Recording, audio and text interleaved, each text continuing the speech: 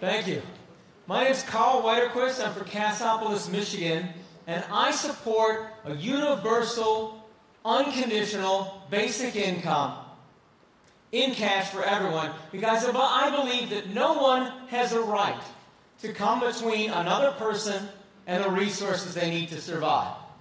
That doesn't sound very controversial. It shouldn't be controversial, the idea that no one should be able to come between another person and the resources they need to survive. Animals have that. Animals have that. Early humans had that for hundreds of thousands of years. People were free to go and access the resources of the earth to find what they needed to survive, and they were free to match their wits on their own terms and make their own decisions about what they would do with the earth. And even today, for our criminals, we don't block them from access to the resources they need to survive. If in any country there was a punishment for a crime, we said, well, if you commit this horrible crime, we're going to starve you to death. That country would be considered a human rights violator and would be a pariah among nations. But yet, there is something that's not even a crime that we make this the punishment for, and that is we will block access to the resources needed to survive for the poor, and for the propertyless, and for the people who are fresh out of school. If you come out of school, you enter the working world, you have no property, then you have no access to the resources of the earth to use on your own terms, in your own way, to make your own living as you see fit.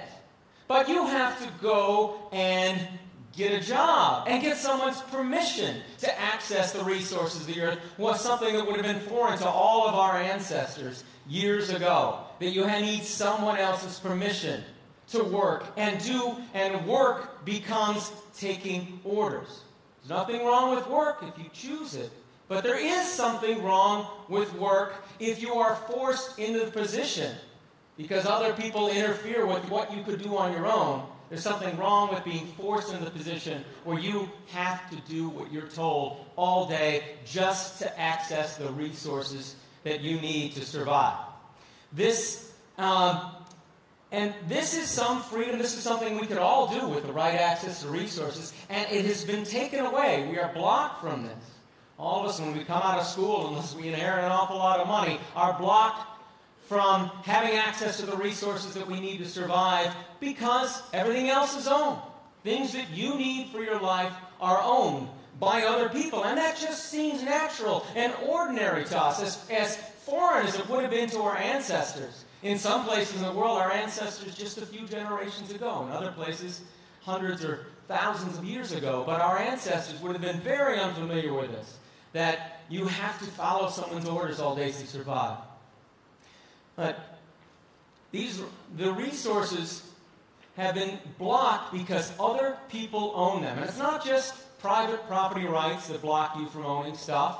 A socialist state can block you from the access to the resources just as much as a capitalist state can block you from access to resources.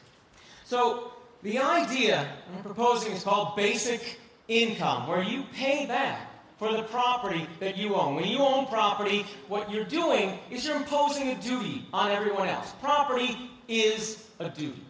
Property, to say, this is mine, these resources are mine and not yours, you're imposing a duty on everyone else in your country and saying, these resources are mine, you cannot access them without their permission. You're imposing on a duty on someone. And when you impose duties on someone, you should pay for them.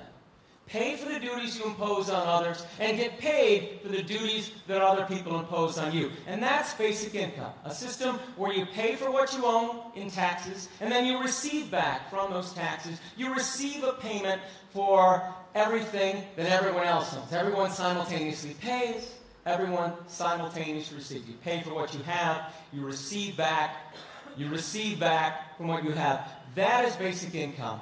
And I think we need to see this as a basic human right that everyone should have.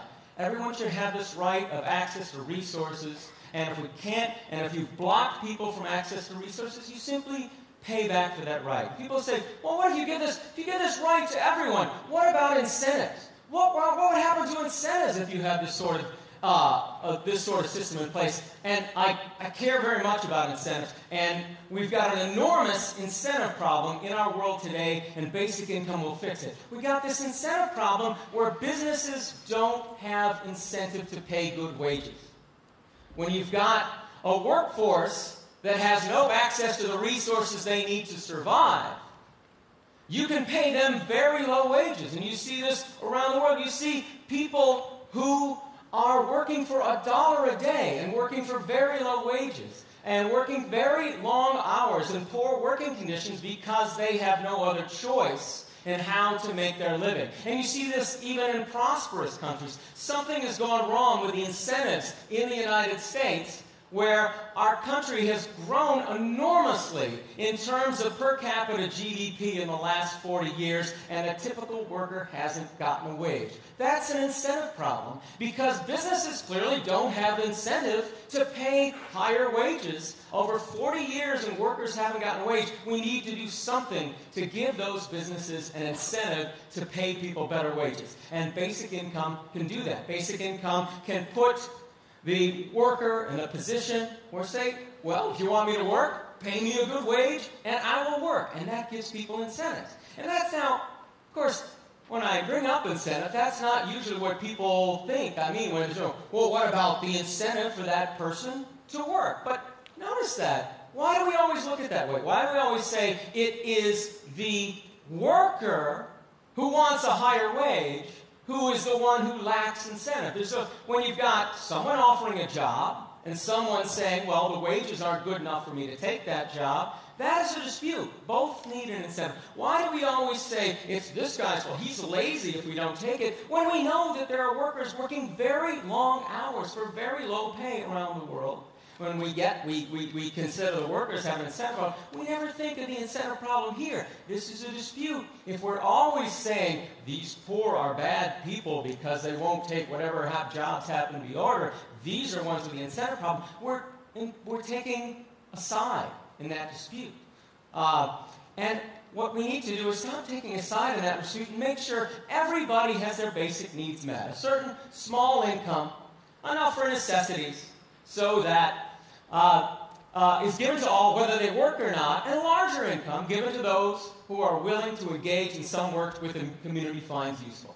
That is the idea of basic income. If you do that, then everyone enters this marketplace as a free person. A person who has the power to say no, and the power to say yes, and the power to make arrangements. And we all get this. This is basic income. Why should we have basic income?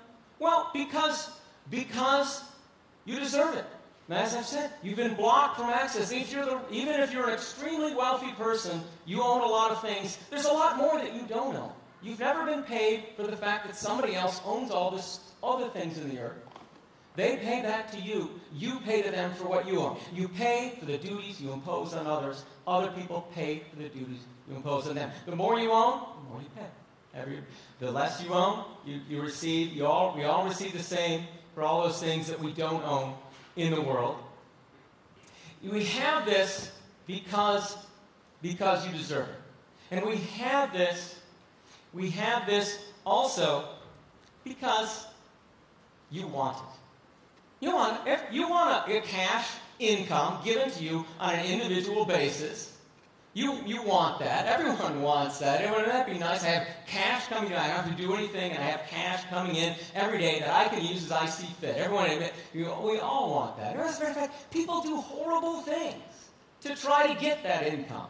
Horrible things that people do. And we say, yeah, okay, yes, I want it, but something that sounds so nice that I want so bad, it must be wrong. There must be something bad about this. But actually, no. If you have this and you stand by in solidarity with everyone else in your community and say, it is my right to have this, and I recognize it is your right to have this, not only do you get this nice income that you've always wanted, but you can also then have great side effects. You can live in a country where children don't grow up in poverty. You can live in a country where there will be fewer people having to go to emergency room because they're suicidal, because they're having a mental breakdown.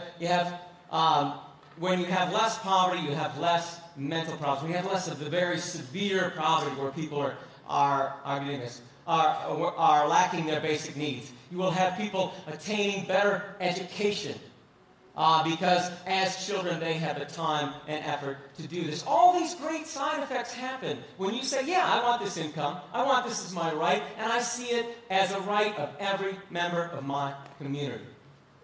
That is something that you have and you should want. You say, well, this is property and that's good, but what about the work ethic? People will say, well, what about the work ethic?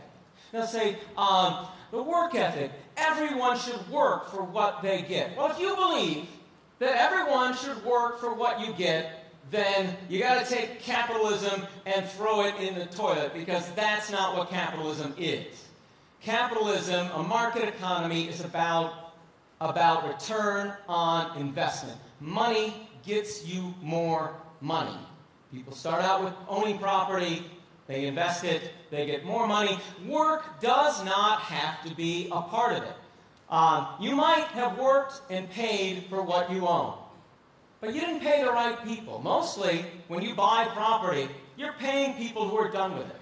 You're paying people who have taken some resources of the earth, and hopefully they have improved them, but they've just taken those resources of the earth because the government says you own these resources of the earth, you own these resources, and you then get an income. You do not have to work with your property to make money on it. Property works for you. That's the difference between a worker and an owner. An owner's property works for them. A worker works for their money. We're now at the position in this world where we can all be owners. We can all own a little bit when our property works for us. You do not have to work to have property, and property cannot originate with work. Property originates when the legal system designates somebody as an owner. And it's time that we pay for that ownership back to the rest of the community. For what you take out from the community, you give back to the community, and you make your community stronger. You can still be rich, and you can still be an investor, and you can still do great things. There's so many great, good things that you can do with property. It's good to have a private space. But you should pay back. Pay back to what you have. Pay back to your neighbor for what they can't access of the resources of the earth because they are in your control, and receive that payment from them. So you have this system, and you support this system for your brethren in your community. And this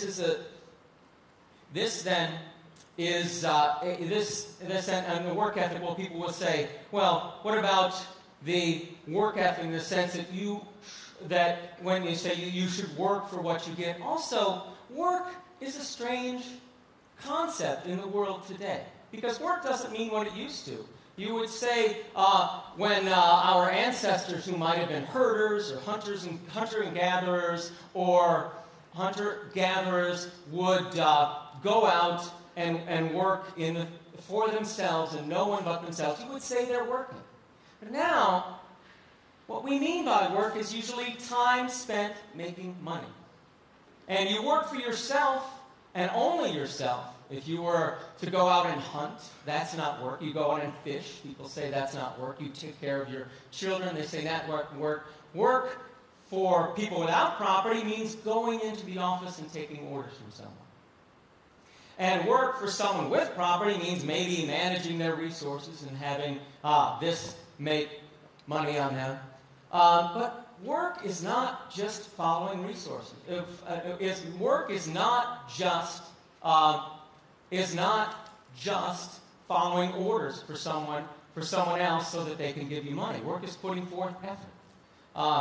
And it's not, nor should we see this as natural, as the only form of work. Imagine if someone took property in the atmosphere. You realize we're using the atmosphere now the way our ancestors used the earth. We're taking what we need, and we're giving back what we're done with. Just the way our ancestors used the earth. And I think we'd all be pretty upset if some entrepreneur came and appropriated the atmosphere that we're all using right now. And say that they did something, say they improved it. That maybe they cleaned it up, maybe they added some nice additive that made it very sweet when we breathed it or something. They could do all that. Of course, we'd all be in here choking. There's no air in this room. And then they said, okay, I will sell you the atmosphere back if you'll do some services for me and follow my orders. I think we'd be pretty upset. Well, if you pay me, if my wages would be for my labor, what did I get for my lost access to the atmosphere? You say, well, nothing. A job is not a job is payment for my labor. It's not for my lost access to this. That's how we have to see these things. That's how to see it. You say, well, someone might say, well, with a work ethic, well, you have a work ethic, but you have, but still, our ancestors had to work for what they did. They had to work. They had to make effort. And you're saying you should give people back in cash. Why should you give people back from what you take in the community in cash instead of in the form of jobs? Because compensation is always in cash. If someone breaks your leg and you sue them and get compensation, they don't give you a job. They give you cash. They give you cash because they have made it more difficult for you to do what you were doing before they were dated. Compensation is always in cash. And it's simply not practical to give everyone access to direct resources the way our ancestors had. But it is practical for us to pay back what we've taken. And basic income, really, even though you do no work to obtain your basic income, it is very much the opposite. It is very much the opposite of something for nothing. It is receiving something back for the duties that every other person has asked you to respect all your life and you've never been paid for. It's very much the opposite of something nothing. A system where you pay for what you own and you get paid for what you don't own. That's basic income, and we need to see that as a fundamental human right that everyone else needs. Thank you very much.